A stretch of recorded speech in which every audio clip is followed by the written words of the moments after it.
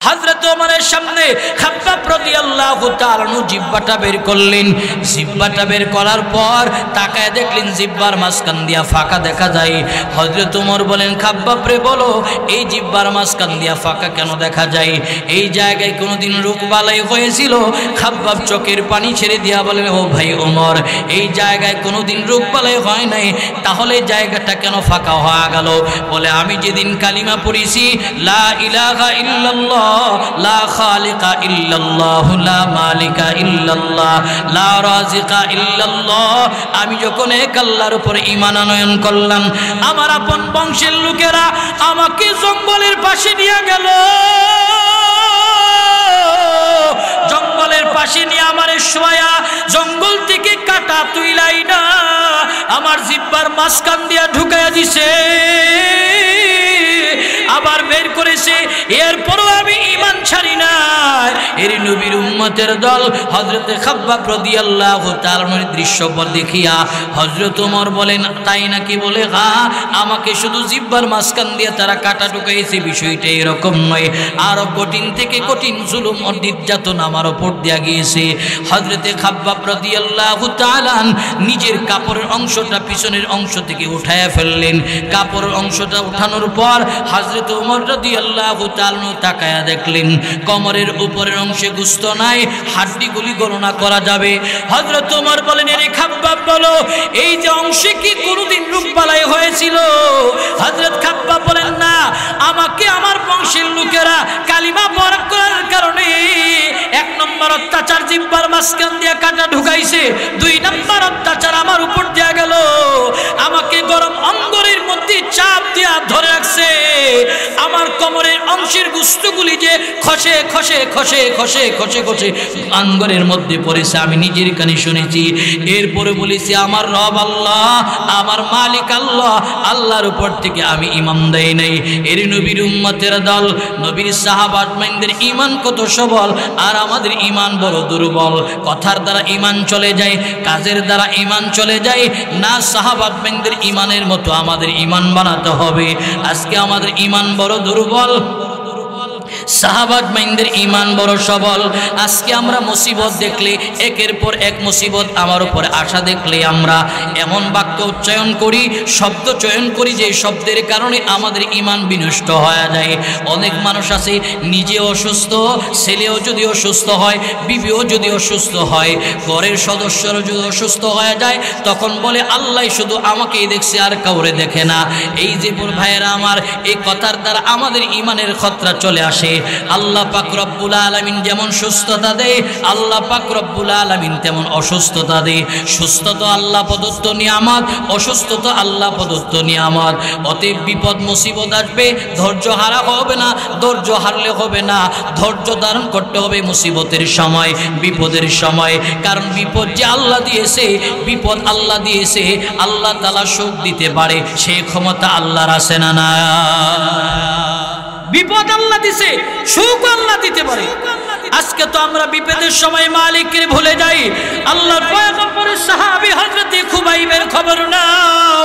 এর নবীর উম্মতের দল রাহমাতাল লিল আলামিনের একজন সাহাবী, নাম তার খুবাইব রাদিয়াল্লাহু তাআলা। খুবাইব কালিমা পড়ার কারণে এত বড় মুসিবত তার উপর আসলো, বেঈমানরা খুবাইবকে গ্রেফতার করলো। এর নবীর উম্মতের দল গ্রেফতার করে খুবাইবকে আদালতে প্রেরণ করলো, কারাগারে প্রেরণ করলেন। কারাগারে প্রেরণ করার পর খুবাইবকে বারংবার বেঈমানরা বললেন, খুবাইব এখনো সময় আছে, ঈমান ছেড়ে দাও। খুবাইব বলেন, না, ঈমান ছাড়তে পারবো না, ইসলাম ছাড়তে পারবো না, নবীর হাতে হাত রেখে কালিমা পড়েছি, এই কালিমাও ছাড়তে পারবো না। রাহমাতাল লিল আলামিনের সাহাবী হযরতে খুবাইব রাদিয়াল্লাহু তাআলা নুকে বেঈমানরা এবার চূড়ান্ত পর্যায়ে জিজ্ঞাসা করলেন, ঈমান ছাড়বা কিনা বলো? খুবাইব পড়েন, পড়ে নিয়েছি। হযরত ওমরের সামনে যেই মাত্র আবু শাহামা দাঁড়ালো, আমর ইবনে আস রাদিয়াল্লাহু তাআলা দাঁড়ালো, আল্লাহর পয়গম্বরের সাহাবী হযরত ওমর নিজের আপন সন্তানকে ডেকে ডেকে ডেকে ডেকে বললেন, এরে আমার কলিজার টুকরা সন্তান, বলো তোমাকে কিভাবে বিচার করা হলো? আমি আব্বাজির কানে খবর আসলো তুমি মিশরের সফর অবস্থায় মদ্যপান করলা? আল্লাহর পয়গম্বরের সাহাবী ওমর এই কথা জিজ্ঞেস করার পর আবু শাহামা চোখের পানি ছেড়ে ছেড়ে কান্না করে বলেন, আব্বাজান আমার বিচার করা হয়েছে। এর আমর ইবনে আস বলো তুমি তার বিচারটা কোন নিয়মে করলা? ময়দানে করেছো নাকি গোপনে গোপনে করেছো? আবু শাহামার বিচারটা কোন নিয়মে করলা আমার কাছে বর্ণনা দাও। রাহমাতাল লিল আলামিনের সাহাবী হযরত ওমরের সামনে বর্ণনা দিতেছে আর বলতেছেন, ওমর ময়দানে করিনি, গোপনে গোপনে আপনার সন্তানের বিচার করলাম। বলে গোপনে কেন করলা? তোমাদের সংবিধানের আইন কি গোপনে করা নাকি ময়দানে করা? বলে আমাদের সংবিধানের আইন হলো ময়দানে বিচার করা। তাহলে আমার সন্তানের বিচারটাকে তুমি কেন ময়দানে করো নাই, গোপনে কেন করলা? তোমার বিচার করা হয়নি। নবীর সাহাবী হযরতে ওমর রাদিয়াল্লাহু তাআলা আবু শামাকে বলতেছেন, এরি আমার কলিজার টুকরা সন্তান শোনো, তোমার বিচারটা করা হয়নি। আমি আব্বাজান তোমার দ্বিতীয়বার বিচার করতে চাই, তুমি কি রাজি বলো? এরি নবীর উম্মতের দল কেমন আদর্শবান সন্তান দেখো। আব্বাজি কথা বলা মাত্র সাদরে কথাটাকে গ্রহণ করে বলেন, আব্বাজি আপনি আমাকে একবার নয় দুইবার নয় 1000 বার বিচার করবেন, 1000 বার আমি মাথা পেতে নেব, কোনো শব্দ করব না। নবীজির সাহাবী হযরত ওমর বললেন, খাদেম ঢঙ্কার মধ্যে আওয়াজ দাও, চতুর্দিকে এলান পৌঁছায়া দাও। হযরত ওমর নিজের আপন সন্তানকে নিয়ে ময়দানে দাঁড়াবে বিচার করার জন্য। এরই নবীর উম্মতের দল, যুবক মুরব্বী পর্দার অন্তর আম্মা জানেরা খেয়াল করেন, নবীজির সাহাবী হযরত ওমর এই কথা বলার পর খাদিম ইলান করলেন। ইলান করা মাত্র চতুর্দিকে মানুষেরা পঙ্গু পালের মতো ময়দানে আসতে আরম্ভ করলেন। নবীর সাহাবী হযরত ওমর নিজের আপন সন্তানকে বিচার করার জন্য ময়দানে যখন চাবুক নিয়ে দাঁড়ালো, চক্ষু বন্ধ করলেন, চতুর্দিকে মানুষেরা গোল হয়ে দাঁড়ায় গেলেন। রাহমাতাল লিল আলামিনের সাহাবী হযরত ওমর রাদিয়াল্লাহু তাআলা চোখ বন্ধ করে চাবুকের আঘাতের পর আঘাত, আঘাতের পর আঘাত, আঘাতের কারণে আবু শাহামা দুর্বল থেকে দুর্বল হয়ে গেল। এর নবীর উম্মতের দল দুর্বল থেকে দুর্বল হয়ে দাঁড়ানো অবস্থায় ছিল, নিচে পড়ে গেল। নিচে পড়ার পর এরপর হযরত ওমর চাবুকের আঘাত বন্ধ করেননি। চাবুকের আঘাত করতেছি, আবু শাহামার নাক দিয়া ফেনা বের হয়, মুখ দিয়া ফেনা বের হয়। রাহমাতাল লিল আলামিনের সাহাবী হযরত ওমরকে একজন মুরব্বী সাহাবী ডেকে বললেন, ওমর এখনো সময় আছে, তোমার বন্ধ চক্ষু গলি খুলে দেখো, তোমার সন্তানের অবস্থা বেশি ভালো নয়। এর নবীর উম্মতের দল, নবীর সাহাবী ওমর তখনও চক্ষু খোলেন নাই। আরেকজন সাহাবী ডেকে ডেকে ডেকে ডেকে বলতেছেন, এরে ওমর এখনো সময় আছে, আবু শাহামার অবস্থা বেশি ভালো নয়, নাক দেয়া ফেনা অনবরত বের হচ্ছে, মুখ দেয়া ফেনা বের হয়, বোধই সে বাঁচবে না। সন্তান হিসাবে যদি মায়া আর মহাব্বত তোমার থেকে থাকে, বন্ধ চক্ষু গলি খোলো। এর নবীর উম্মতের দল, নবীর সাহাবী হযরত ওমর রাদিয়াল্লাহু তাআলা বন্ধ চক্ষু গলি খুললেন। বন্ধ চক্ষু গলি খোলার পর তাকায় দেখলেন নিজের আপন সন্তানের অবস্থাটা আসলেই করুন। হযরত ওমর নিজের সন্তানকে বুকের মধ্যে নিয়ে কান্না করে করে করে করে বলতেছেন, রে আমার কলিজার টুকরা সন্তান, তুমি কিন্তু আমাকে জল্লাদ মনে করিও না, আমি বাবা জল্লাদ নই, আমি আব্বাজান হলাম জিম্মাদারওয়ালা। কারণ আল্লাহর পয়গম্বর বলেন, কুল্লুকুম রাঈন ওয়া কুল্লুকুম মাসউলুন আন রাইয়াতিহি, সকল মানুষ হলো দায়িত্বশীল আর জিম্মাদারওয়ালা।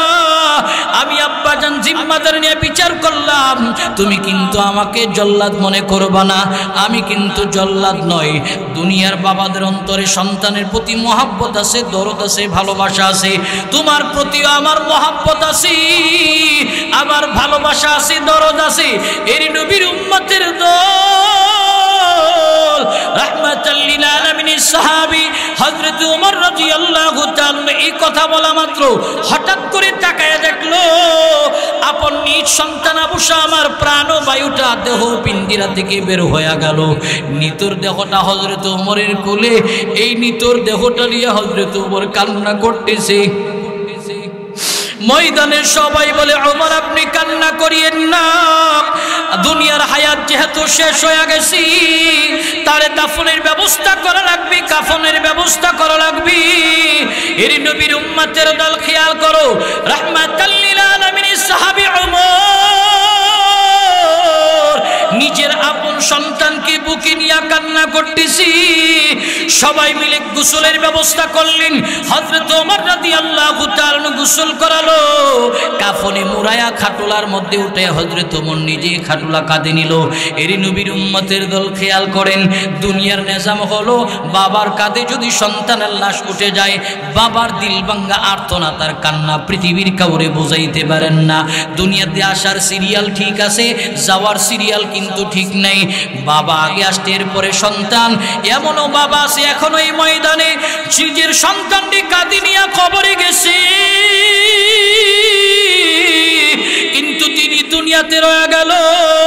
এর নবীর উম্মতের দল যুবক মুরব্বী পর্দার অন্তরাম্মা জানেরা, সন্তানের লাশ দেখে দেখে অনেক মা বাবা চোখের পানি ফালাইছি।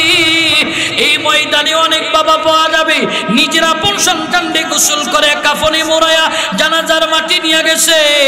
হযরত ওমর রাদিয়াল্লাহু তাআলা কাঁধ করে করে করে করে সন্তানের লাশ ময়দানে নিয়ে গেল।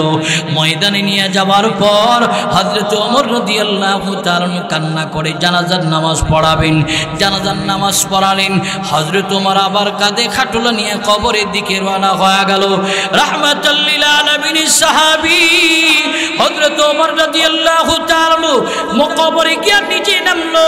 পরে নাইমা দুইটা হাত বাড়াইয়া দিয়া বলে, দাও আমার সন্তানরে আমার কোলে দাও। হযরত ওমরের কোলে দেওয়ার পর নবীজি সাহাবী হযরত ওমর রাদিয়াল্লাহু তাআলা নিজের আপন সন্তানরে কবরে নামায়া মুখ থেকে কাফনটা সরায়া আবার কপালে চুমু খায়া বলতেছেন, রে সন্তান, আমি বাবাকে কিন্তু জল্লাদ মনে করিও না, আমি আব্বাজান জল্লাদ নয়। কান্না করে করে করে করে তিনি কবর থেকে উঠলেন। নিয়ম মাফিক যখন বাস সেটিং করলেন, বাসের উপরে চাটাই বিছানো হলো। চাটাই দিয়া হযরত ওমর মাটি দিয়েছে। মাটির কাজ সম্পূর্ণ হওয়ার পর হযরত ওমর রাদিয়াল্লাহু তাআলা চাবুক হাতে নিয়েছে। ময়দানের সব লোকেরা বলেন, ওমর কেন আপনি এখন চাবুক হাতে নিলেন? হযরত ওমর কারো জবাব না দিয়া চোখ বন্ধ করলেন। চোখ বন্ধ করিয়া হযরত ওমর রাদিয়াল্লাহু তাআলা নিজের আপন সন্তানের কবরের মাটির উপরে 5টা চাবুকের আঘাত করেছে। দৃশ্যটা দেখার পর ময়দানের সব মানুষগুলি কান্না আরম্ভ করলো। কান্না করে করে করে করে বলতেছেন, ও নবী সাহাবী ওমর, কেন আপনার সন্তানের কবরের মাটির উপরে 5টা আঘাত করেছি? এই ময়দানে আপনি কারণ বর্ণনা করা লাগবে। এরই আমার কলিজার টুকরা যুবক মুরব্বী পর্দার অন্তরাম্মা জানেরা, হযরত ওমর কান্না করে করে করে করে বলতেছেন, শুনো, আমি আমার সন্তানকে মদ্যপান করার অপরাধে ময়দানে যখন নিয়ে দাঁড়ালাম বিচার করার জন্য, 80টা চাবুকের আঘাত আমি সম্পূর্ণ করতে পারি নাই। 80টা চাবুকের আঘাত থেকে আমি ওমর গণনা করে করে করে যখন আঘাত করতেছিলাম 75টা আঘাত করেছি। আর 5টা আঘাত বাকি থাকতে আমার সন্তান দুনিয়া থেকে বিদায় হয়ে গেল। এই 5টা আঘাত দিতে পারি নাই, অতএব বিচারটাও সম্পূর্ণ হয় নাই। ময়দানে মাহশারে আল্লাহ যদি আমাকে আদালতে কিবরিয়াতে দাঁড় করায় সন্তানি অপরাধের জন্য আমি ওমরকে দাঁড় করাই, আমি আব্বাজান ওমর কেমনে আল্লাহর আদালতে চেহারা দেখাবো? কারণ আমার অন্তরে ভয়, আমার অন্তরে আল্লাহর আযাবের ভয়, আমার অন্তরে আল্লাহর জাহান্নামের ভয়। এর নবীর উম্মতের দল যুবক মুরব্বী পর্দার অন্তরাম্মা জানেরা, হযরত ওমর বলেন, এই কারণে আমি আমার সন্তানের কবরের মাটির উপরে 5টা আঘাত করলাম। 5টা আঘাত করিয়া আমি আমার সন্তানের বিচারটারে দুনিয়া থেকে সম্পূর্ণ করে দিলাম, যেন আল্লাহর আদালতে আমি বাবাকেও অপরাধী হইয়া সন্তানের এই বিচারের কারণে আল্লাহর আদালতে না দাঁড়াতে হয়। হযরত ওমর কেমন দায়িত্বশীল বাবা, এর নবীর উম্মতের দল এমন দায়িত্বশীল বাবার খুব অভাব। আজকে আমার সন্তান অপরাধ করলো, আমি বিচার করতে পারি না, যদিও বিচার বিচার করি, লোক দেখানো, লৌকিকতা দেখানো বিচার আমরা করি। সন্তানের নামে রিপোর্ট আসার পর আমরা সন্তানের পাশে দাঁড়ায়া যে রিপোর্ট করেছে তার সামনে দাঁড় করায়া একটা থাপ্পড় দিয়া বিদায় করে দেই। এই একটা থাপ্পড়ের কারণে সন্তানকে অপরাধ করার লাইসেন্স আরো দিয়া দিলাম। কারণ সন্তান মনে করবে আমি অপরাধ করে করে করে করে করে করে আব্বাজির সামনে দাঁড়ালে আব্বাজি আমাকে কেবল একটা থাপ্পড় দিবে, বড় জোর হলে একটা ধমক দিবে। এই কারণে আমাদের সন্তানগুলি আজকে বেয়াদব হয়। এর একমাত্র কারণ হলো মা বাবার কারণে। জোরে বলুন ঠিক কিনা? মা বাবার কারণে সন্তানগুলি বেয়াদব হয়। আর না হয় চূড়ান্ত পর্যায়ে যদি আমরা সিদ্ধান্ত নিয়ে ছোট অপরাধ হোক বড় অপরাধ হোক, অপরাধ করেছে তো ছোটটা অপরাধ বড়টা অপরাধ, ছোটটা গুনাহ বড়টা গুনাহ। আর না হয় যদি আমরা এই বিচার করতে পারতাম সন্তানগুলি আজকে বেয়াদব হতো না, আমাদের সন্তানগুলিও আজকে আদব বলা হতো, আদর্শবান হতো। জোরে বলুন ঠিক কিনা? ঠিক কিনা? আজকে তো আমাদের সমাজে মা বাবার কথার যে এরকম মূল্যায়ন নাই, মুরব্বীদের কথারও মূল্যায়ন নাই, বড় ভাইয়ের কথারও মূল্যায়ন নাই। আগের নওজওয়ানদের কথা বলতেছি, আমরা তো যতটুকু বয়স হয়েছে আমাদের মুরব্বীদেরকে দেখলে এক রাস্তা দিয়া আরেক রাস্তা দিয়া যাইতাম। আমাদের ছোট সময় দেখছি আমাদের বড়রা যারা বিসিআর ভাড়া করতো বাজার থেকে 60 টাকা দিয়া 2 টাকা 1 টাকা কইরা মুক্তারার ভিতরে শুনতে যাইতো আর সিআইডি লাগাই রাখতো। দেখবি অমুক বংশের তমুক চাচা নিয়ে আসে, চাচার আউট পাইলে খালি খবর দিবি, ব্যাটারি সিডি ফালাইয়া দৌড় আরম্ভ করতো। আর এখনকার নওজওয়ানরা এতটাই বেয়াদব হয়েছে, এই জেনারেশন বাবার সামনে দিয়া যায় আদব নাই, ভাইয়ের সামনে দিয়া যায় আদব নাই। মুরব্বী যদি বলে এই জায়গায় বসা যাবে না, ঝগড়া আসবে, এই জায়গায় খেলানো যাবে না, দ্বন্দ্ব আসবে, ক্রিকেট খেলা হোক, ফুটবল খেলা হোক, ব্যাডমিন্টন খেলা হোক, বৈদ্যুতিক চার্জার লাইট ব্যবহার করা যাবে না, বিদ্যুৎ চুরি করে। বর্তমান নওজওয়ানরা মুরব্বীদের এই কথাগুলিকে ডিভাইড করে, মুরব্বীদের এই কথাগুলিকে এবাউট করে আজকের নওজওয়ানরা তারা সব কাজ করে। এই কারণে সমাজে ঝগড়া বেশি, ফাসাদও বেশি। যেই সমাজে মুরব্বীর কথার মূল্যায়ন থাকবে না, বড়দের মূল্যায়ন থাকবে না, এই সমাজের ভিতরে শান্তিও আসবে না। জোরে বলুন ঠিক কিনা? ঠিক কিনা? শান্তিও আসবে না। ঝগড়া ফাসাদ লাগছে তো মুরব্বীর দরকার হয়। তো এর আগে যে মুরব্বী কিছু ভাই সাহেব যায়ও না, ছোট ভাই যায়ও না, মুরব্বীর কথার মূল্যায়ন তো আপনি করলেন না। ঝগড়া লাগলে আবার ঠিকই তো মুরব্বীর কাছে যান, চাচা মায়ের একটা লাগাই দিয়ে আসছি, সমাধানের দরকার। তো মুরব্বীর কাছে তো পরে যান, আগে মুরব্বীর কথা মানেন না কেন? এই জেনারেশন এই জেনারেশন এই জেনারেশন বিজ্ঞান বলে আমাদের এই জেনারেশন প্রতিবন্ধী হবে সবচেয়ে বেশি। কারণ এদের কাছে তো কারো কাছে মূল্য নাই, এদের হায়াতের জিন্দেগির তো মূল্য নাই। আজকে দেখেন আমাদের জেনারেশন কেমন হয়েছে, আগের জেনারেশন কেমন ছিল। আগের জেনারেশনে 5 জন একসাথে বসলে তারা খুশ গল্প করতো, সুখ দুঃখ বিলীন করতো। আর এখনকার জেনারেশন 5টা একসাথে বসলে 5টা 5 দিকে মোবাইল চালায়, একটা গুলি দে গুলি দে গুলি দে গুলি দে।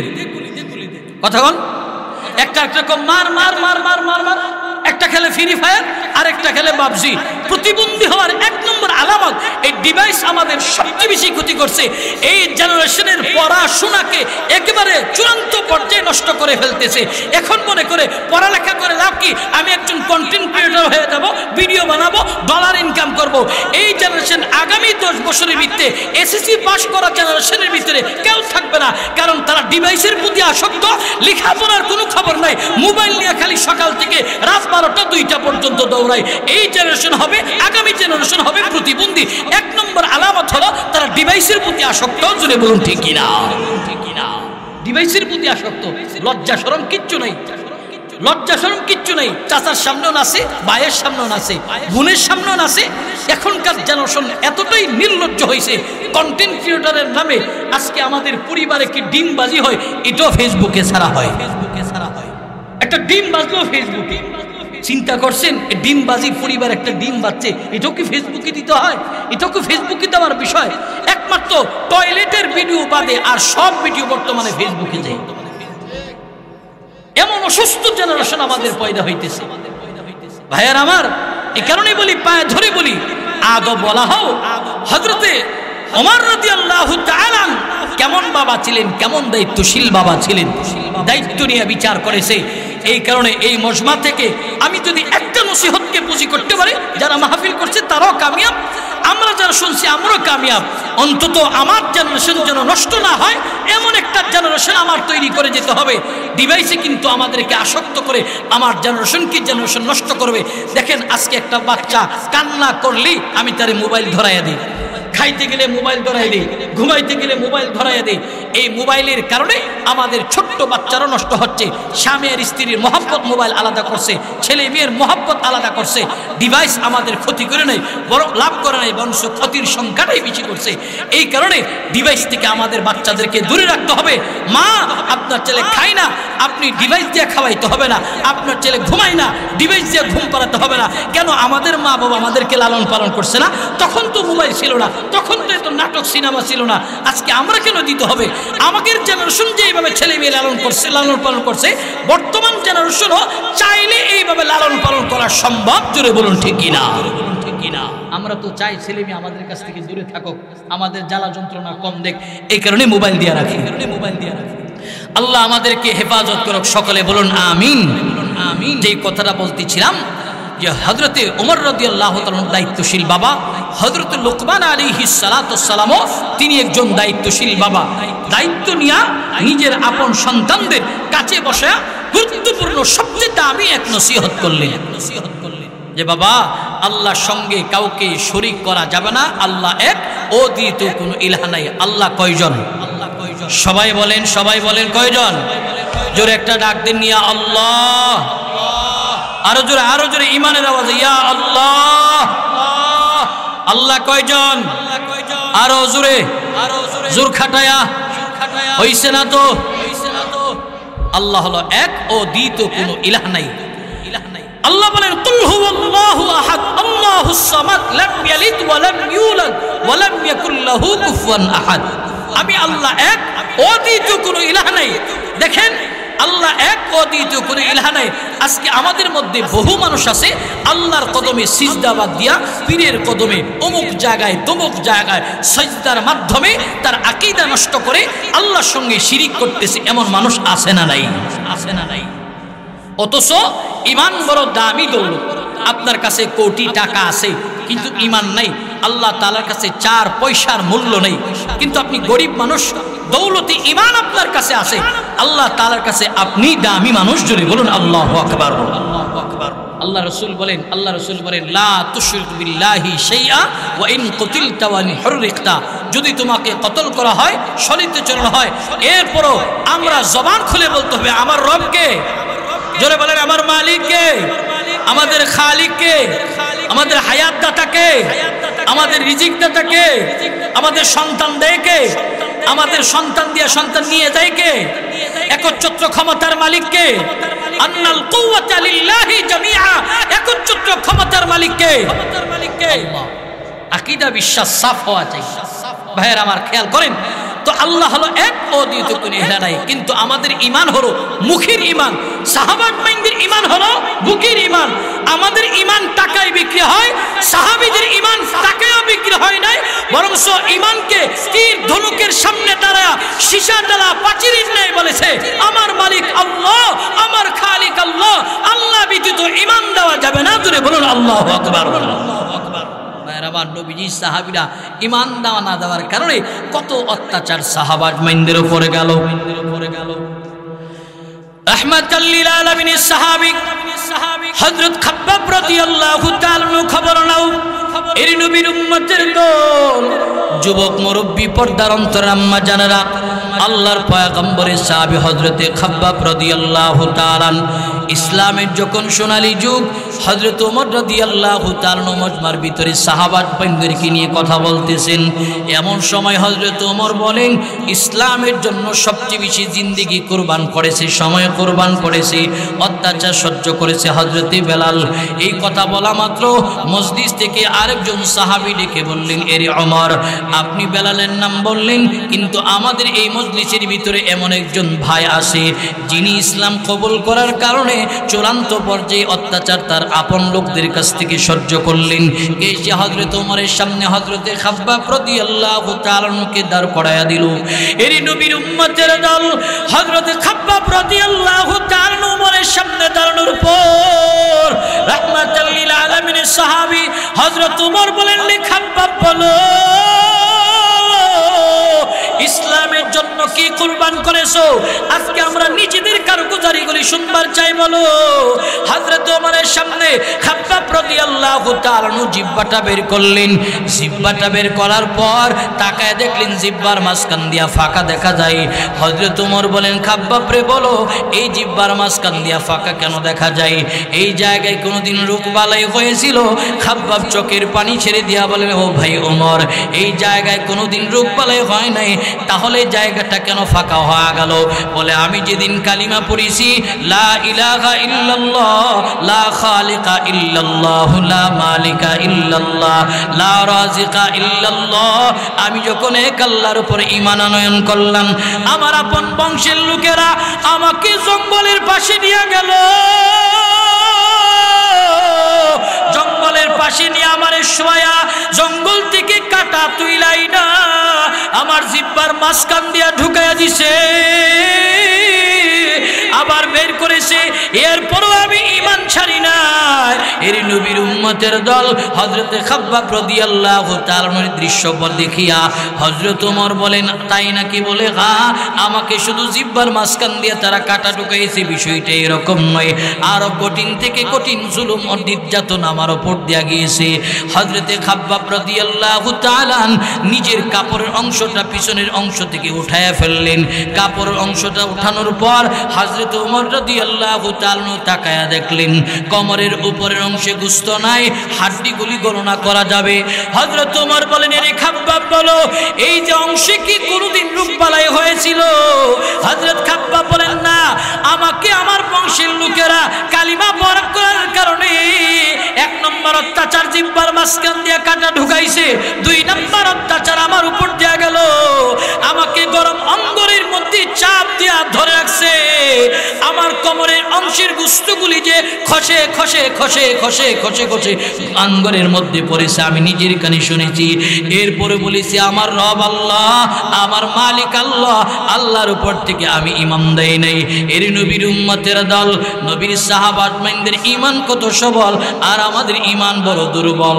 কথার দ্বারা ঈমান চলে যায়, কাজের দ্বারা ঈমান চলে যায় না। সাহাবাদের ঈমানের মতো আমাদের ঈমান বানাতে হবে। আজকে আমাদের ঈমান বড় দুর্বল, সাহাবাদের ঈমান বড় সবল। আজকে আমরা মুসিবত দেখলে একের পর এক মুসিবত আমার উপরে আসা দেখলে আমরা এমন বাক্য উচ্চারণ করি, শব্দ চয়ন করি যে শব্দের কারণে আমাদের ঈমান বিনষ্ট হয়ে যায়। অনেক মানুষ আছে নিজে অসুস্থ, ছেলেও যদি অসুস্থ হয়, বিবিও যদি অসুস্থ হয়, ঘরের সদস্যরা যদি অসুস্থ হয়ে যায় তখন বলে আল্লাহ শুধু আমাকেই দেখছে আর কাউরে দেখে না। এই যে ভাইয়েরা আমার, এই কথার দ্বারা আমাদের ঈমানের খতরা চলে আসে। আল্লাহ পাক রব্বুল আলামিন যেমন সুস্থতা দেয়, আল্লাহ পাক রব্বুল আলামিন তেমন অসুস্থতা দেয়। সুস্থতা আল্লাহ প্রদত্ত নিয়ামত, অসুস্থতা আল্লাহ প্রদত্ত নিয়ামত। অতএব বিপদ মুসিবত আসবে, ধৈর্য হারা হবে না, ধৈর্য হারলে হবে না, ধৈর্য ধারণ করতে হবে মুসিবতের সময়, বিপদের সময়।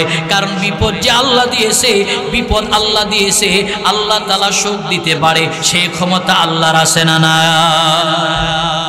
বিপদ আল্লাহ দিছে, সুখ আল্লাহ দিতে পারে। আজকে তো আমরা বিপদের সময় মালিককে ভুলে যাই। আল্লাহর পয়গম্বরের সাহাবী হযরত খুবাইবের খবর নাও। এই নবীর উম্মতের দল রাহমাতাল লিল আলামিনের একজন সাহাবী নাম তার খুবাইব রাদিয়াল্লাহু তাআলা। খুবাইব কালিমা পড়ার কারণে এত বড় মুসিবত তার উপর আসলো। বেঈমানরা খুবাইবকে গ্রেফতার করলো। এর নবীর উম্মতের দল গ্রেফতার করে খুবাইবকে আদালতে প্রেরণ করলো, কারাগারে প্রেরণ করলেন। কারাগারে প্রেরণ করার পর খুবাইবকে বারংবার বেঈমানরা বললেন খুবাইব এখনো সময় আছে, ঈমান ছেড়ে দাও। খুবাইব বলেন না, ঈমান ছাড়তে পারবো না, ইসলাম ছাড়তে পারবো না, নবীর হাতে হাত রেখে কালিমা পড়েছি, এই কালিমাও ছাড়তে পারবো না। রাহমাতাল লিল আলামিনের সাহাবী হযরত খুবাইব রাদিয়াল্লাহু তাআলা আনহুকে বেঈমানরা এবার চূড়ান্ত পর্যায়ে জিজ্ঞাসা করলেন ঈমান ছাড়বা কিনা বলো। খুবাইব পড়েন পড়িনি লা ইলাহা ইল্লাল্লাহ লা রাজিকা ইল্লাল্লাহ, ঈমান দেওয়া যাবে না, ইসলাম ছাড়া যাবে না। খুবাইবকে আবার শলিতে চড়াইয়া দেওয়ার জন্য ময়দানে নিয়ে আসলো। এরই নবীর উম্মতের দল, যুবক মুরব্বী, পর্দার অন্তরাম্মা জানারা খেয়াল করেন, খুবাইবরে শলিতে চড়াইয়া দিবে, রশিটাও প্রস্তুত আছে। নবী সাহাবী খুবাইবরে ওই জায়গায় দাঁড় করালো।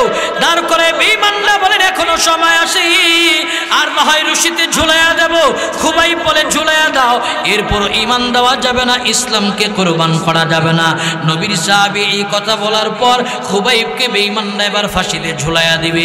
ফাঁসিতে ঝুলানোর আগে খুবাইবকে বললেন, খুবাইব বলো তোমার জীবনের শেষ আশা কি, ইচ্ছা কি বলো। খুবাইব বলেন আমার জিন্দেগির শেষ ইচ্ছা হলো যে মালিকের উপর ঈমান আনয়ন করার কারণে তোমরা আমাকে মৃত্যুদণ্ড দিচ্ছ, ফাঁসিতে ঝুলাইয়া দিবা।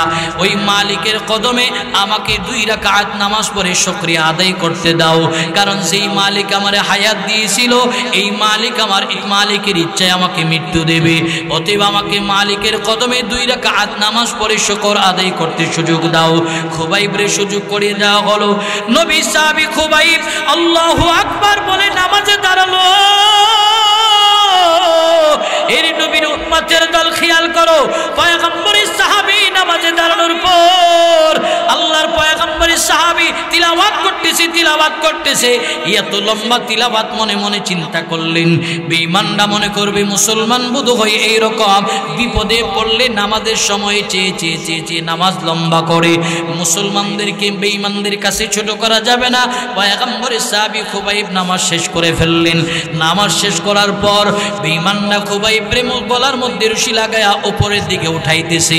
উপরের দিকে উঠায় বারবার খুবাইব চেহারাটা কিবলামুখী করতে চায়, আবার বেঈমানরা ঘোরায় ফেলে, কিবলামুখী করে আবার ঘোরায় ফেলে।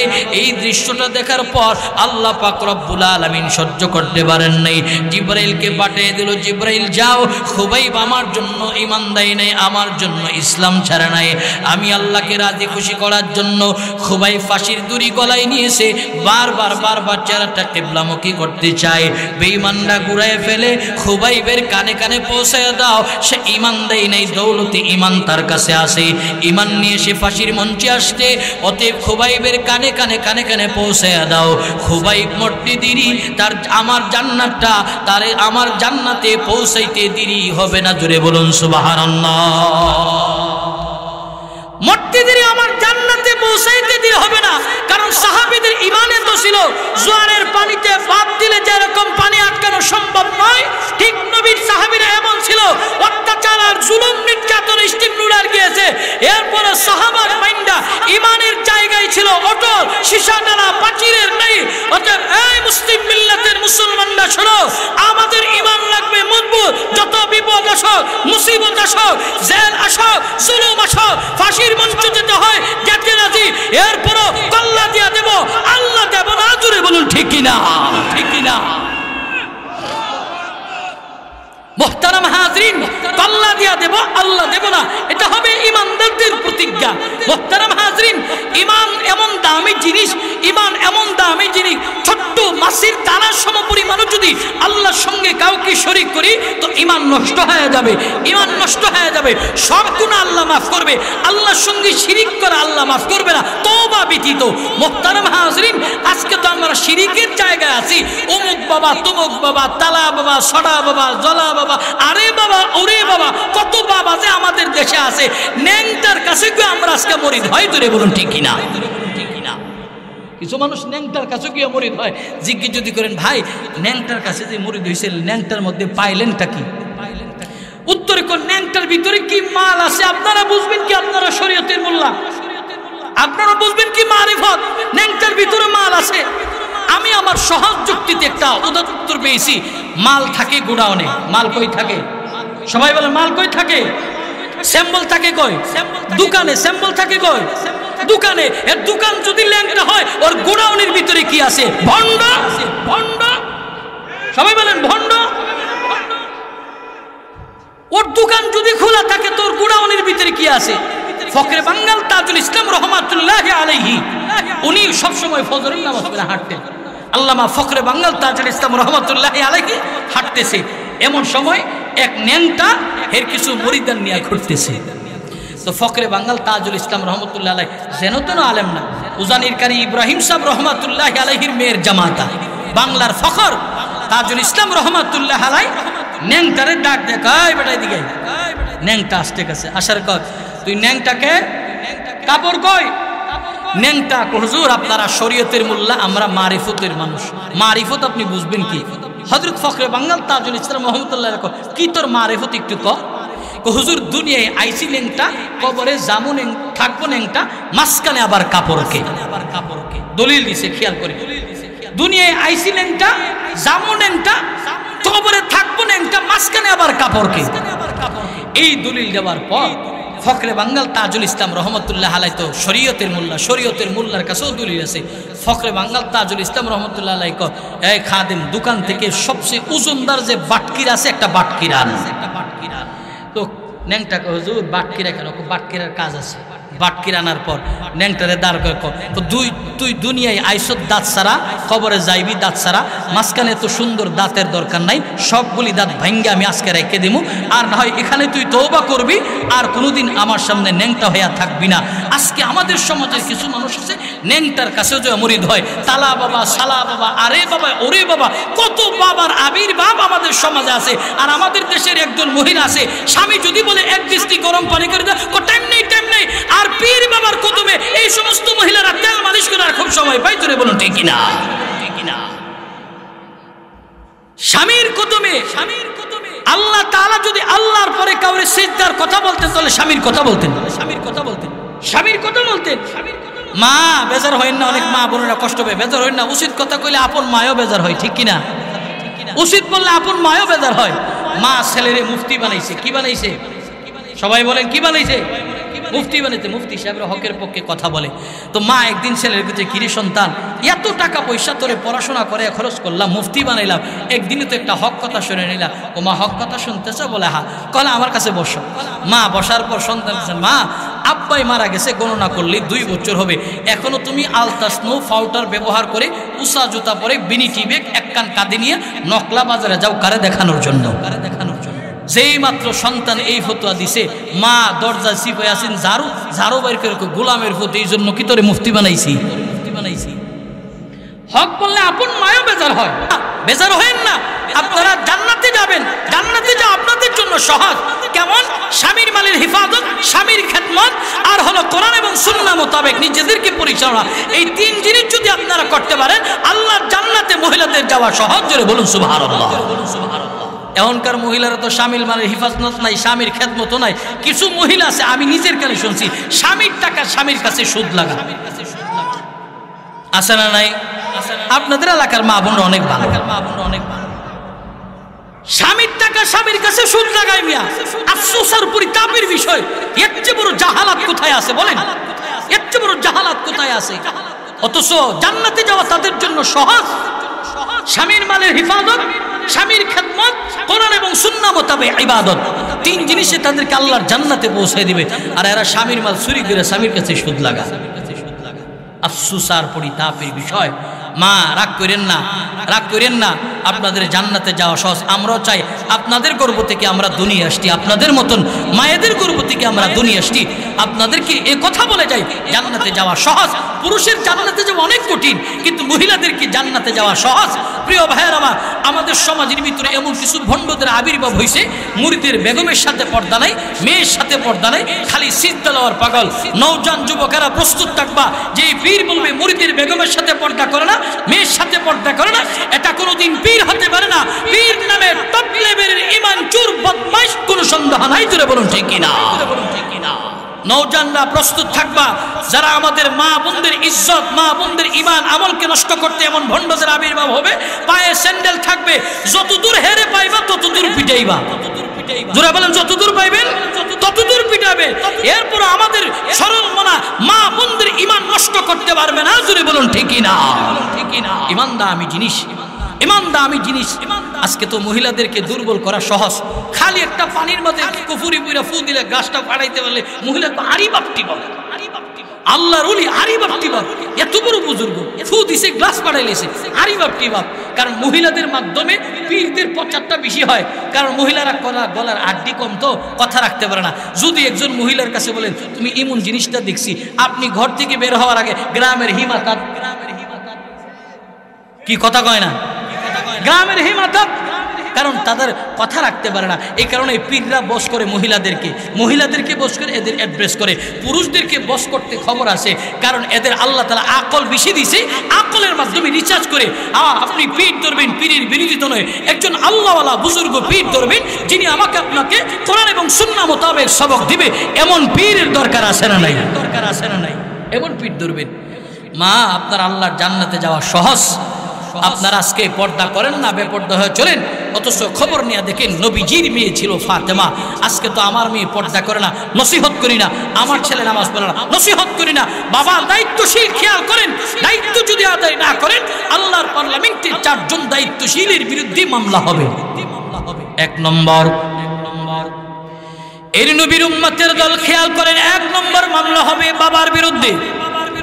সন্তানরা সন্তানকে মামলা করবে, আল্লাহ আমি আমার বাবার অধীনস্থ ছিলাম, বাবা আমাকে কোনোদিন পর্দার কথা বলে নাই, নামাজের কথা বলে নাই, শরীয়ত লঙ্ঘন করে করে করে করে করে করে আমি আমার জীবন চালালাম, বাবা আমাকে শরীয়ত মেনার কথা বলেন নাই। 2 নম্বর মামলা হবে আপন ভাইয়ের বিরুদ্ধে, বলবে আল্লাহ আমি আমার বাবার অধীনস্থতার পর ভাইয়ের অধীনস্থ ছিলাম, ভাই আমাকে পর্দার কথা বলেনি, ভাই আমাকে শরীয়ত মেনে চলার কথা বলেনি। 3 নম্বর মামলা হবে, 3 নম্বর মামলা হবে স্বামীর বিরুদ্ধে, বলবে আল্লাহ আমি আমার ভাইয়ের অধীনস্থতার পর আমি আমার স্বামীর অধীনস্থ ছিলাম, স্বামী আমাকে পর্দার কথা বলে নাই, স্বামী আমার হোন্ডা বাইকের পিছনে করে বেপর্দা করে করে করে করে করে করে ঘুরতে নিয়ে গেছে, শরীয়ত বুঝাই নেই, স্বামীর বিরুদ্ধে মামলা করলাম। এরই নবীর উম্মতের দল যুবক মুরব্বী পর্দার অন্তরে মা জানা শোনো, 4 নম্বর মামলা হবে আপন নিজ সন্তানের বিরুদ্ধে আদালতে মামলা করবি, বলে আল্লাহ আমি আমার স্বামীর অধীনস্থতার পর সন্তানের অধীনস্থ ছিলাম, সন্তান আমাকে কোনদিন নামাজের কথা বলে নাই, পর্দার কথা বলে নাই, শরীয়ত মেনে মেনে মেনে মেনে চলার কথা বলে নাই, সন্তানের বিরুদ্ধে মামলা করলাম। এই 4 জন পুরুষের বিরুদ্ধে মামলা করার পর, দায়িত্বশীল মানুষের বিরুদ্ধে মামলা করার পর মামলা এফআইআর হয়ে যাবে। এর নবীর উম্মতের দল খেয়াল করিয়া লন, দামি জিম্মাদারি নিয়ে নিয়ে নিয়ে নিয়ে সন্তান পরিচালনা করা লাগবে, বিবিকে পরিচালনা করা লাগবে, বোনকে পরিচালনা করা লাগবে, আর না হয় আদালতে কিন্তু মামলা হয়ে যাবে। আব্বাজান খেয়াল করে নেন, রাহমাতাল লিল আলামিনের মেয়ে কেমন মহাব্বত তিনি করতেন। আজকে তো আমরা মনে করি হুজুর আমার ছেলে আমার মহাব্বতের, আমার মেয়েটা আমার মহাব্বতের, আমার বিবি আমার খুব প্রিয়, আমার মহাব্বতের, অতএব মুহাম্মাদেরকে পর্দার কথা বলতে গেলে আমার বড় কষ্ট হয়, পর্দায় চালাইতে গেলে আমার বড় কষ্ট হয়। এরই নবীর উম্মতের দল শুনো, রাহমাতাল লিল আলামিনের একজন মেয়ে ছিল, এরই আমার এই এলাকার মা বোনরা ভালো করে শুনো, আল্লাহর পয়গম্বরের মেয়ে ফাতেমা কেমন পর্দাওয়ালি ছিল, আর মায়ার নবী দয়ার নবী কেমন ফাতেমাকে পর্দায় থাকার কথা বলতেন, নসিহত করতেন। এরই নবীর উম্মতের দল রাহমাতাল লিল আলামিনের মেয়ে এতটাই প্রিয় ছিল নবীজির, নবীজি যখন মদিনা থেকে বের হইতেন নবীজি সর্বপ্রথম ফাতেমার দরজায় দাঁড়াইতো, ফাতেমাকে দেখা যাইতো। আবার যখন নবীজি দাওয়াত শেষ করে মদিনায় ঢুকতেন হযরতে ফাতেমার দরজায় গিয়ে দাঁড়াতো। নবীজি আমার মেয়েকে মহব্বত করতেন। এই জায়গায় আমাদের জন্য একটা শিক্ষণীয় বিষয় হলো, আমাদেরকে আল্লাহ তাআলা মেয়ে দিছে, কিন্তু আমাদের অবস্থা হলো বিবাহর পর যদি প্রথম সন্তান কন্যা হয়, দ্বিতীয়টা কন্যা হয়, তৃতীয়টা কন্যা হয়, চতুর্থ সন্তান হবে হবে সম্ভাবনা, এমন সময় বহু মানুষ আমাদের সমাজে আছে, বিবির কাছে গিয়া বলে বিবি রে এবার যদি তোর মেয়ে হয় তুইও তালাক, তোর মাও তালাক, তোর 14 গোষ্ঠী তালাক, এমন বড় বড় সমাজে আছে না না? চিন্তা করেন, এমন বড় বড় সমাজে আছে, এমন ভাবে তালাক দেয়। দেখেন পেটের ভিতরে ছেলে না মেয়ে, এটা কি বিবি বানায় না আল্লাহ বানায়? সবাই বলেন বিবি বানায় না আল্লাহ বানায়?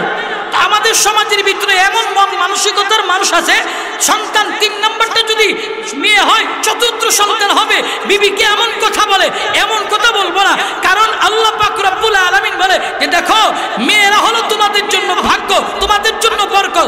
মেয়ে আল্লাহ তাআলা দিছে, আল্লাহ তাআলা ছেলের অভাব মেয়ে দিয়া পূরণ করতে পারে, তুমি মেয়েগুলিকে এইভাবে তৈরি করো। 3টা মেয়ে দিছে, 3টা মেয়ের লেখাপড়া করা, দিনদার পাত্রের ব্যবস্থা করে দাও, হতে পারে এই 3 মেয়ে তোমার জান্নাত হয়ে যাবে। তোরে বলুন আল্লাহু আকবার। এই কথা বলিয়েন না রে আল্লাহ তাআলা মেয়ে দিছে গুসা করেন বেজার হন না, আল্লাহ তাআলা দিছে তো এদেরকে ওইভাবে তৈরি করেন। ভাইয়ের আমার, আল্লাহ তাআলা ছেলে দেই, আল্লাহ তাআলা মেয়ে দেই, বেজার হওয়া যাবে না। এদেরকে মানুষের মতো মানুষ করা লাগবে। তো আল্লাহর পয়গম্বর মহব্বতের জায়গা দেখালেন, কারণ মেয়েদেরকে একটু মহব্বত বেশি এই কারণে করবেন, নির্দিষ্ট একটা সময়ের পর তারা অন্যের ঘরে চলে যায়, এই কারণে মেয়েদেরকে আদর একটু বেশি করবেন। আমরা তো মেয়েদেরকে দূর দূর করে তাড়ায় রাখি, ছেলেদেরকে কাছে রাখি, মনে করি ছেলেরা আমার লাঠি। আমরা মনে করি ছেলেরা লাঠি, যে মার লাগলেই ছেলেরা গিয়ে পাশে থাকবো না।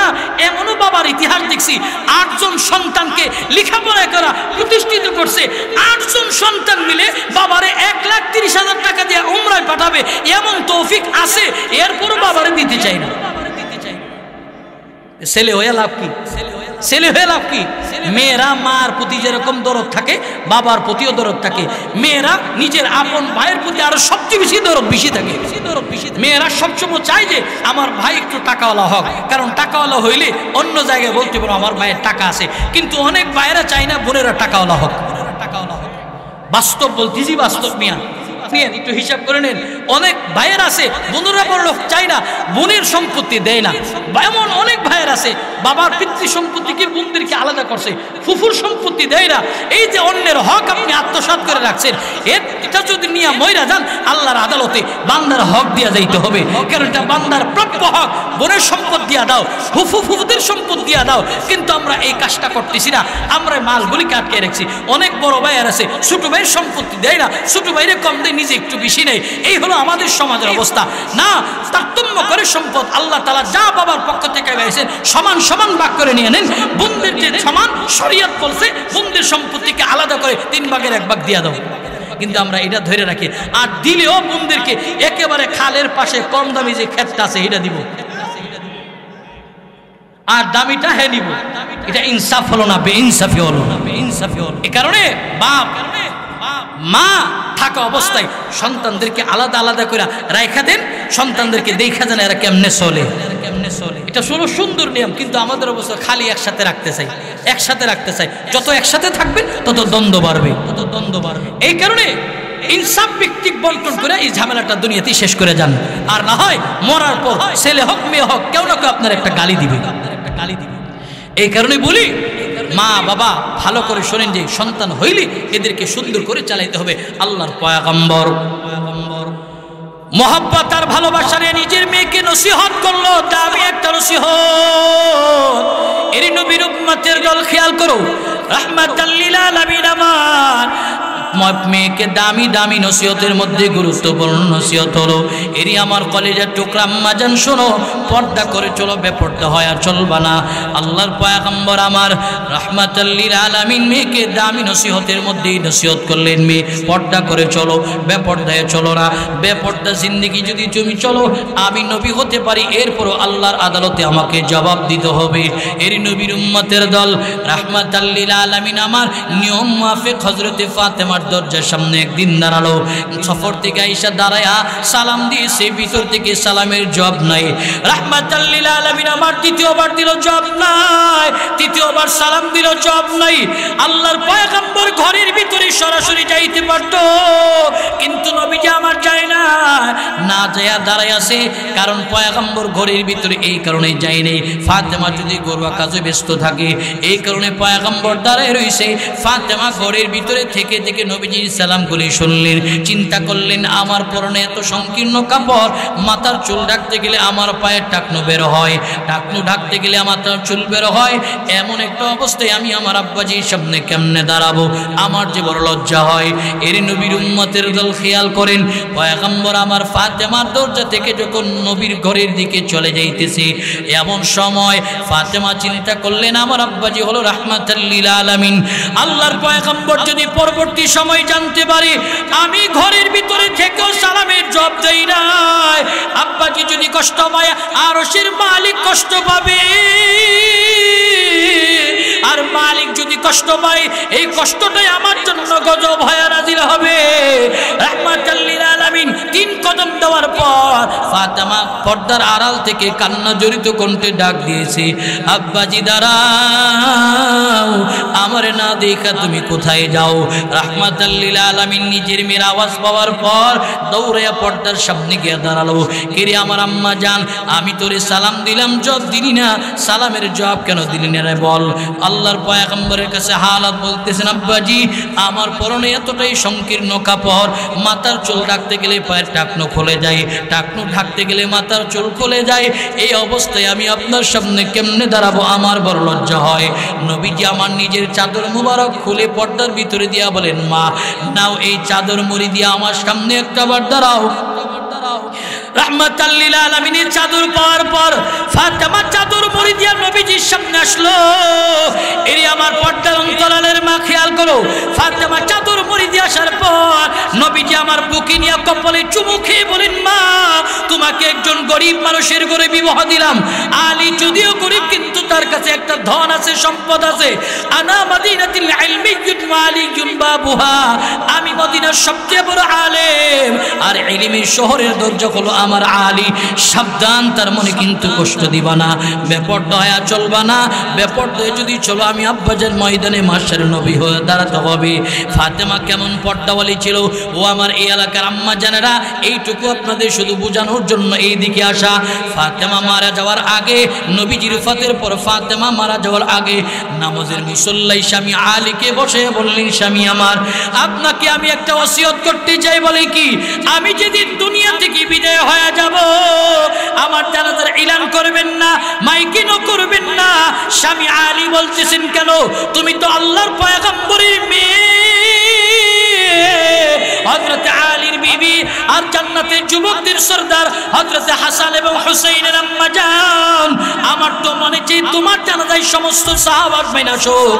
ফাতেমা বলে, স্বামী আমার এই জন্য এলান করবেন না, আমি যেদিন মারা যাব আমার এলান এই জন্য করবেন না, কারণ জানাজা আল্লাহর সামনে থাকবে, মানুষ আমাকে দেখার চেষ্টা করবে আমি কতটুকুন লম্বা, কতটুকুন মোটা, কতটুকুন চিকন ছিলাম। মানুষ যদি একটা নজর দেখে ফেলে এটাই হইতে পারে আমার জন্য জাহান্নাম। অতএব আমি আল্লাহর জাহান্নামে যেতে চাই না। স্বামী আমার এলান করবেন না, মাইকিংও করবেন না। এর নবীর উম্মতের দল, যুবক মুরব্বী পর্দার অন্ত আম্মা যারা, ফাতেমা কেমন পর্দাওয়ালি ছিল?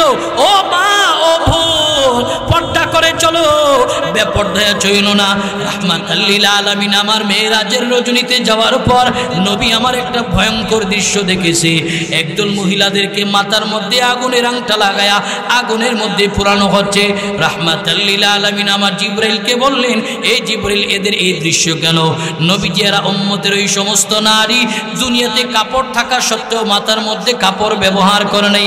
পয়গম্বর সামনে বাড়লেন, বাড়ার পর তাকায়া দেখলেন আরেক দল মহিলাদেরকে বুকের মধ্যে আগুনের আংটা লাগায়া ভাজি করা হয়। রাহমাতাল লিল আলামিন বলে, জিবরাইল এরা কারা? পয়গম্বর, তারা উম্মতের ওই সমস্ত নারী যারা দুনিয়াতে কাপড় থাকা সত্ত্বেও বুকের উপরে কাপড় দেয় নেই। এই নবীর উম্মতের দল, ও পর্দার অন্তরের মা, ভালো করে করে করে শুনিয়ে লন, জাহান্নামের আগুন সহ্য করতে পারবেন না। জাহান্নামের আগুন এতটাই ভয়াবহ হবে, দুনিয়ার আগুন লাগলে তো সম্মিলিতভাবে পানি দিলে নিবানো সম্ভব, দুনিয়ার আগুন লাগলে বালি সিটা দিলে নিবানো সম্ভব। জাহান্নামের আগুনটা এতটাই ভয়াবহ হবে, এতটাই ভয়ঙ্কর হবে, শরীরের একটা অঙ্গে লাগা গেলে যুবক, এর আমার মুরব্বী বাবা পর্দার অন্তরের মা খেয়াল করেন, শরীরের একটা অঙ্গে লাগা গেলে জাহান্নামের আগুন, কলিজা পোড়া দুর্গন্ধ বের হয়ে যাবে। অতএব জাহান্নামের আগুন সহ্য করার আগে আগে নিজেদেরকে পরিশুদ্ধ করার দরকার আছে না নাই? এই কারণে দায়িত্ব দায়িত্ব সন্তান পরিচালনার ক্ষেত্রে দায়িত্ব, বিবির পরিচালনার ক্ষেত্রে দায়িত্ব, দায়িত্ব যদি আদায় করি আল্লাহর কাছে দামি বনবো। আর দামি মানুষের জায়গা আল্লাহর দামি জায়গা, আল্লাহর জান্নাত। জুড়ে বলুন সুবহানাল্লাহ। প্রিয় ভাইয়ের আমার, এই কারণে যে কথাটা বলতেছিলাম যে দায়িত্ব, হযরত লোকমান আলাইহিস সালাতু ওয়াস সালাম তিনি একজন দায়িত্বশীল বাবা, দায়িত্ব নিয়ে গুরুত্বপূর্ণ নসিহত করলেন, সন্তান আল্লাহর সঙ্গে কাউকে শরীক করা যাবে না।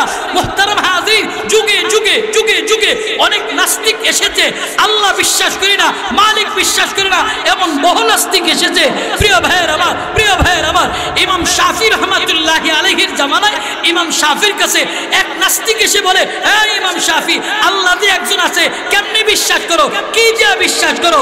ইমাম শাফি রহমাতুল্লাহ জবাব দে, আমার মালিক যে একজন আসে, আমি একটা গাছের পাতাকে রিসার্চ করে আমি আমার মালিকের পরিচয় পাইছি। জোরে বলুন আল্লাহু আকবার। সেটা আবার কেমনে? ইমাম শাফি রহমাতুল্লাহ আলাইহি বলে, থুত গাছের একটা পাতা, এটা ছাগলে খাইলে বজ্র বের হয় গুটি গুটি, আর এটা যদি হরিণে খায় মেশকে আম্বর হয়, আর এই পাতাটা যদি মাকড়সা খায় রেশম হয়, রেশম হয়ে বের হয়। দেখবেন মাকড়সা পাতা খায় বের করে রেশম।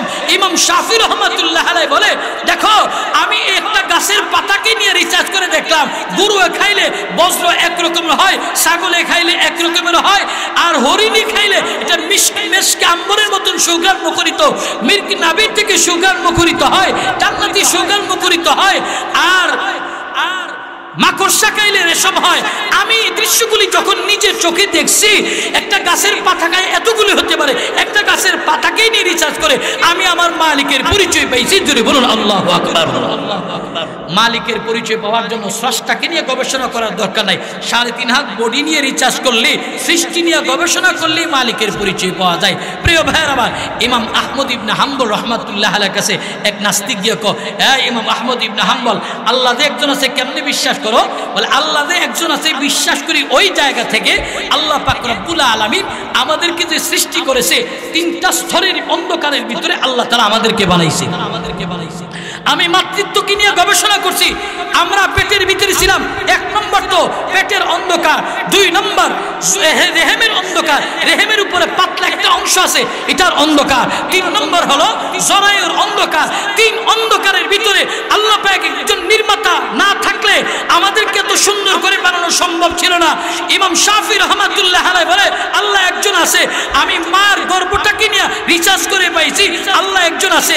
আর না হয় কোনো দুনিয়ার ইঞ্জিনিয়ারকে যদি 1000 ভোল্টের লাইট লাগিয়ে দেওয়া হয়, এখানে তুমি একটা কিছু নির্মাণ করবা, এরপরও দুনিয়ার ইঞ্জিনিয়াররা ভুল করার সম্ভাবনা আছে।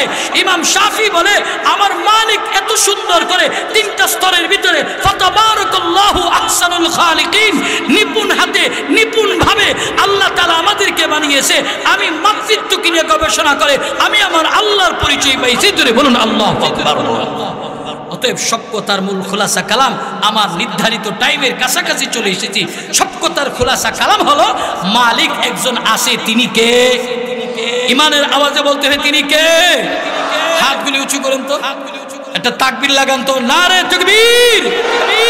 ইমানের আওয়াজে, ইমানের নারে তাকবীর। আল কোরআনের আলো, আল হাদিসের আলো, আজকের মাহফিল নারে তাকবীর। আত্মান এই যে একটা মাহফিল হয়েছে, মাদ্রাসা কেন্দ্রিক মাহফিল, আসতেন বসতেন উলামা ইকরাম কথা বলছে, আমার পরেও ফাজিলে দেওবন্দ একজন বিদগ্ধ বুজুর্গ আলেম দ্বীন আছে আমার দোস্ত মুফতি মিজানুর রহমান কাসিমি, তিনি আপনাদেরকে নিয়ে আলোচনা করবে। তিনি আসার আগে আপনাদেরকে একটু কষ্ট দেব, উঠা বসা করা যাবে না, যাদের জরুরত আছে ভিন্ন, আর যে উঠবে লুঙ্গির টান্দা ধরবে, যাওয়া যাবে না। মাহফিল শেষ করে যাবেন। আদ-দুআ মুখুল ইবাদা, সকল ইবাদতের মগজ হলো দোয়া। সারা রাত্র পানি সেচ দিলেন, মাছ ধরবেন, সব